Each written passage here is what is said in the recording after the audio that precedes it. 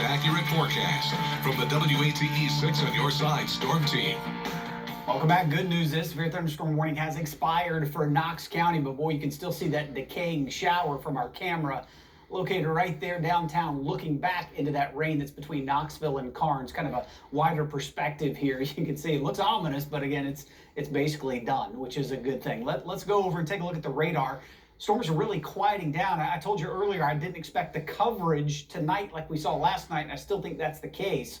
In fact, this cell weakening very rapidly, moving through Knox County. Still one up into Hawkins County right now. That warning goes until 7:15, but it's almost done. A stronger part of the cell is actually heading up towards Kingsport right now. So for the most part, we're doing very good across our area. Here's that weakening shower in Knox County. There's some heavier rainfall northeast Knox County, pretty close to House Mountain, right about there, just south of House Mountain. So the Ritta community probably getting some good rain and some moderate rain in Oak Ridge. But other than that, that's about it. And 6 Timeline has between now where we are and about 10 o'clock tonight, still a risk of some scattered stronger storms, especially northeast Tennessee up the 81 corridor. But the majority of this looks like it'll be gone as we go past midnight tonight into the early morning hours on our Friday. Temperatures will be in the upper 60s and low 70s, about 71 for Knoxville and Kingston and 68 in Oneida. Through the day tomorrow looks a lot like today.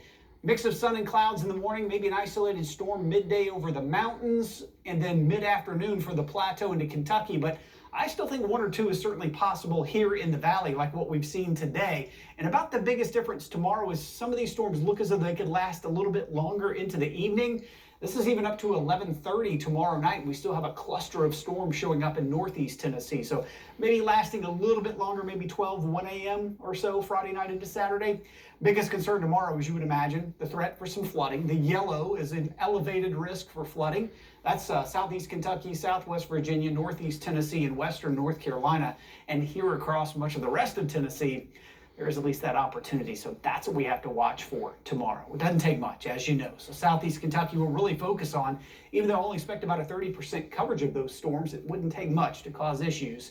Mid-80s for highs there. Similar coverage for the plateau and similar temperatures, 82 in Jamestown, 86 in La Follette to 87 in Wartburg. A touch warmer here in the valley, probably just below the 90-degree mark in Knoxville, but closer to that in Maryville, Madisonville, and Athens, and Sevierville, maybe just a little above that at 91.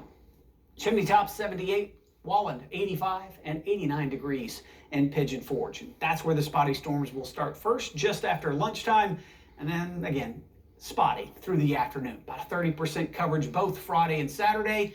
Increasing opportunities though Sunday through Tuesday of next week. And I've been talking about this for a little bit now. Does look like this cold front could come through early Wednesday morning, Bo, and that much of a humidity relief. Can you see that? We'll take any amount, even if it's smaller than For mid-August, we'll take it. Yes, we will. Yeah. Ken, thank you. Hey, now it's time to check